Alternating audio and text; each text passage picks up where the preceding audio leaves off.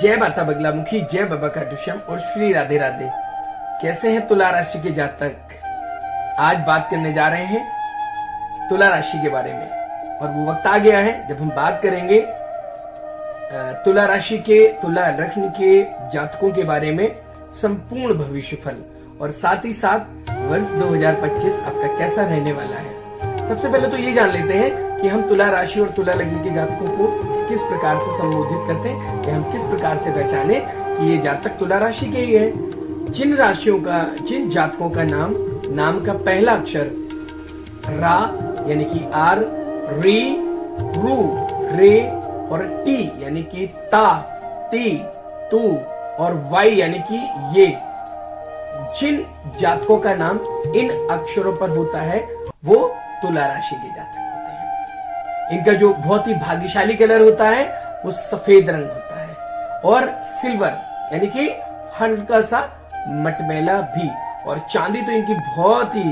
भाग्यशाली धातु है। अगर ये जातक चांदी को धारण करते हैं तो इनके लिए भी अत्यधिक फायदेमंद रहता है। वर्ष 2025 में क्या रहेगा नौकरी और व्यवसाय की स्थिति, आइए जानते हैं। कार्य व्यवसाय की दृष्टि से वर्ष का जो प्रारंभ रहेगा वो सामान्य रहेगा, परंतु कार्य और उसकी दृष्टिकोण से कि अगर आप नए कार्य को कर रहे हैं तो वो कैसा रहेगा, तो ये वर्ष तो बड़ा उत्तम रहने वाला।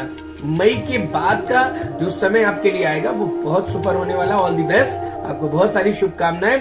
वर्ष के प्रारंभ से लेके आप मई के माह तक बहुत अच्छा समय बीतेगा। साथ ही साथ अगर मैं बात करूं कि आप अपने परिश्रम के बल पे बहुत सारे वो अचीवमेंट पा सकते हैं जिनकी कोई कल्पना भी अभी तक आपने नहीं की थी, क्योंकि आपकी राशि में अष्टम भाव में देवगुरु बृहस्पति का गोचर होने जा रहा है। इसलिए ये आपके व्यवसाय की दृष्टिकोण से भी उतार चढ़ाव भरा समय रह सकता है, किंतु वर्ष के मध्य के पश्चात देवगुरु बृहस्पति का जो गोचर रहेगा वो आपकी राशि से नवम भाव पर रहेगा, जो कि बहुत अनुकूल रहने वाले। शनि का गोचर मार्च के बाद राशि से छठे भाव का हो जाएगा और छठे भाव पर रहेगा। इसलिए जो लोग नौकरी करते हैं, रोजगार से जुड़े हुए हैं, नौकरी पेशा हैं या जो बेरोजगार भी हैं, वो उनके लिए बहुत भाग्यशाली समय रहेगा। साथ ही साथ मैं ये कहूंगा कि जो लोग अपनी गवर्नमेंट जॉब या जॉब से संबंधित चीजों में स्ट्रगल कर रहे थे उनके लिए ये समय अनुकूल रहने वाला है। साथ ही साथ अगर मैं बात करूं कार्य क्षेत्र की, तो कार्य क्षेत्र से आपका जो भी कार्य क्षेत्र हो से संबंधित आपकी अधिकारियों से जो वार्तालाप हो या पैचअप हो या अंडरस्टैंडिंग है, वो बहुत अच्छा समाज साफ बनाने का काम भी करेंगे।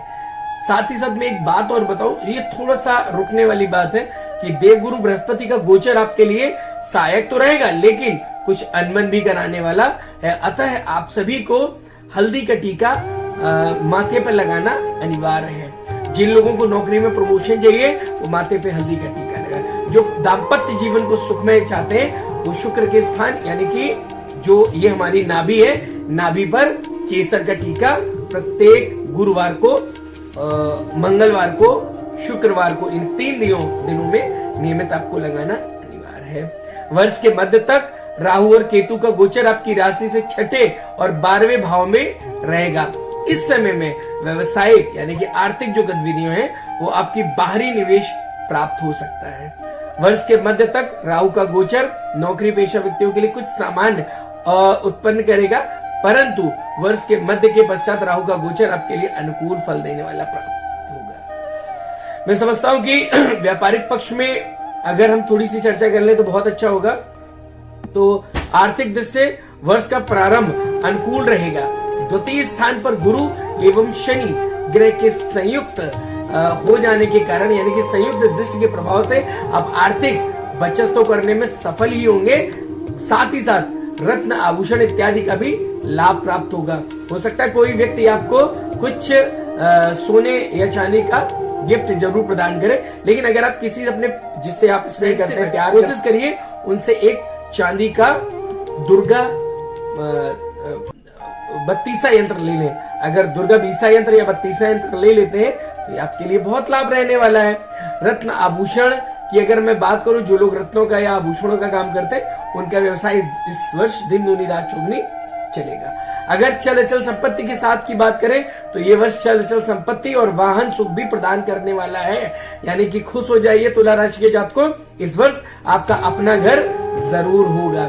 बृहस्पति के गोचर की अगर मैं बात करूं तो बृहस्पति का गोचर आपकी राशि के 9वें भाव पर होगा, इसीलिए आर्थिक मामलों में यह स्थिति आपके लिए थोड़ा सा अनुकूल रहने वाली है। शनि का गोचर मार्च से आपके 6ठे भाव पर होगा, इसलिए अगर कहीं पर आपने कोई धन काफी लंबे समय से रोक रखा है या रुका रखा है या वो दे नहीं रहा, तो ये इस बार आपको अवश्य प्रदान होगा। साथियों, अगर मैं बात करूं पारिवारिक रूप से, पारिवारिक दृष्टिकोण से, घर परिवार और रिश्तों के बारे में, तो ये वर्ष आपके लिए बेहद अनुकूल रहने वाला है। चतुर्थ एवं द्वितीय भाव पर गुरु की दृष्टि के प्रभाव के कारण आपके परिवार में सुखमय शांति का वातावरण वर्ष तक, इस पूरे वर्ष तक रहने वाला।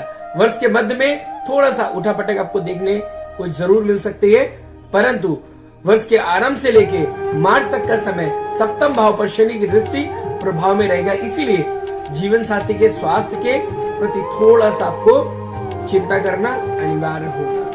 साथ ही साथ अगर मैं मार्च के बाद की बात करूं तो मार्च के बाद शनि का गोचर परिवर्तित होगा और जीवन साथी के स्वास्थ्य में सुधार भी आपको देखने को मिलेगा। इस बीच एक कांसे के कटोरे में लाल मसूर की दाल को रखकर मंगलवार के दिन किसी बंदर को दे दे, दान कर दे, रख दे, खिला दे, उस कटोरे को वापस नहीं लाना है। साथ ही साथ राहु का गोचर आपके जीवन साथी के मध्य में थोड़ा सा परेशान करने वाला बन सकता है, तो इसलिए राहु को लेकर के पीपल के पेड़ पे कुछ मिश्री प्रत्येक शनिवार प्रातः काल जरूर भोर के पहले चढ़ा दें। अब बात करने जा रहे हैं आगे की चर्चा को लेकर के, तो आगे का समय आपका कैसा रहने वाला है, यानी कि मैं बात करने जा रहा हूं आपके स्वास्थ्य की। अगर मैं स्वास्थ्य की दृष्टिकोण से बात करूं तो ये वर्ष का प्रारंभ जो होगा वो आपके अनुकूल नहीं रहने वाला है, यानी कि अब आपको अपने स्वास्थ्य की चिंता करने की जरूरत है। आपको पेट से संबंधित समस्या हो सकती है और खान पान का सुधार करने की आपको आवश्यकता पड़ेगी। साथ ही साथ आपके पैर में थोड़ी सी समस्या रहने वाली है। वर्ष के प्रारंभ से ही स्वास्थ्य की दृष्टि के कारण आपको थोड़ी सी परेशानियां उठाने को मिल सकती हैं। गुरु के अगर मैं बात करूं भाव की, तो 8वें भाव का गुरु और इस बृहस्पति ग्रह के कारण आपके स्वास्थ्य में उतार चढ़ाव बना रहेगा। मौसम जनित बीमारियां भी आपको थोड़ी परेशान कर सकती हैं। यदि पहले से कोई बीमारी है, दिक्कत है, तो वो आपको इस समय बढ़ के आएगी, अतः अपना परहेज जरूर रखें। परहेज की इस बार आवश्यकता रहेगी। वर्ष के मध्य के पश्चात देवगुरु बृहस्पति का गोचर आपकी राशि के 9वें भाव पर होगा और वह आपकी 5वीं दृष्टि से आपकी राशि को देखेगा, इसीलिए स्वास्थ्य में थोड़ा सा उतार चढ़ाव होगा। मानसिक तनाव बिल्कुल मत लें, क्योंकि ये तनावपूर्ण स्थिति बनेगी। इसका उपाय ये है कि हनुमान जी का सुंदरकांड का पाठ करें, और अगर आप पुरुष हैं तो हनुमान जी को चूल्हा अवश्य चढ़ाएं। इससे आपका और आपके पूरे परिवार का स्वास्थ्य बहुत अच्छा रहेगा। आइए बात करते हैं प्रेम संबंधों की। प्रेम संबंधों के बारे में अगर मैं बात करता हूं तो साल की शुरुआत से लेकर मार्च तक का जो समय होगा आपका बहुत अच्छा रहने वाला है। इसके बाद अगर मैं 5वें भाव के स्वामी शनि की बात करूं तो शनि का गोचर आपकी राशि के 6ठे भाव पर होगा, जो प्रेम संबंधों को अंगत करने का काम जरूर करेगा। लेकिन अगर आप अपने प्रेमी को धोखा दे रहे हैं तो, या अपने दोस्त को धोखा दे रहे हैं तो सावधान हो जाइए। शनि की कुदृष्टि आपको खत्म कर देगी, परेशान कर देगी, दिवालिया कर देगी। इसलिए अपने पति, अपने परिवार, अपने प्रेमी के साथ अच्छा समावेश जरूर बनाए रखें। वर्ष के मध्य के पश्चात 5वें भाव में राहु के गोचरीय प्रभाव के कारण प्रेम संबंधों में परेशानी आपको जरूर देखने को मिल सकती है, लेकिन ये सिर्फ उन्हीं के साथ लागू होता है जो आपसी रिश्तों में धोखा दे रहे हैं। साथियों, मैं बात करने जा रहा हूं आपके यात्राओं को लेकर। बहुत सारे दर्शकों ने इस बार मुझसे कहा कि गुरुजी आप यात्राओं को लेकर नहीं बताते हैं कि इतनी व्यस्त लाइफ है, हमारी यात्राएं वगैरह क्या रहेंगी। तो मैं आपको बताऊं, यात्रा की दृष्टि से यह वर्ष उत्तम रहेगा। आपकी कई सारी धार्मिक यात्राएं जरूर होंगी। अगर आप नव दंपत्ति जीवन में जी रहे हैं तो आपके रोमांस से जनित यात्राएं भी निश्चित हैं। वर्ष के प्रारंभ में द्वादश स्थान पर गुरु के दृष्टि प्रभाव से आप विदेश यात्रा तक कर लेंगे, यानी कि विदेश घूमने के लिए आप हो जाइए तैयार। मई के बाद छोटी मोटी यात्राओं के साथ साथ लंबी यात्राएं भी होती रहेंगी। वर्ष के मध्य में राहु के गोचर के पंचम भाव पर रहेगा, शनि का गोचर आपके छठे भाव पर रहेगा, इसलिए व्यवसायिक और नौकरी पेशा लोगों के लिए यात्राओं की संभावना बहुत सारी बढ़ जाती है। आइए जल्दी से चलते हैं अब उपाय के ऊपर। इस वर्ष जो वर्ष के प्रारंभ से ही आपको करना है वो एक काम करना है कि माता भगवती के मंदिर में आप जाएं। किस दिन? मंगलवार के दिन। और एक नारियल, एक माता की चुनरी और माता का श्रृंगार का जो सामान है वो माता भगवती को जरूर अर्पण करके आए। और ऐसा आपको 40 दिन करना है। साथ ही साथ 40 दिन तक आपको लगातार कुछ पीली वस्तुएं शुक्रवार के दिन किसी कम आयु के कन्याओं को जरूर बांटनी है। यानी कि जैसे हम कन्या भोज कराते हैं ना, उसी प्रकार से जो कन्याएं होती है उन्हें हमें 40 दिन तक लगातार दान देनी है। ध्यान रखिए वो कन्याएं 10 वर्ष से कम उम्र की होनी चाहिए। और एक और महा उपाय कि दुर्गा सप्तशती का पाठ आपको नियमित रूप से करना है। एक मंत्र मैं आपको और बता रहा हूं जिस मंत्र के माध्यम से आपकी ये तमाम परेशानियां कटेंगी, हटेंगी। तो उस मंत्र को आपको जाप करना है। ओम ऐं ह्रीं क्लीं चामुंडाय विच्चय। ओम ऐं ह्रीं क्लीं चामुंडाय विच्चय। क्यों?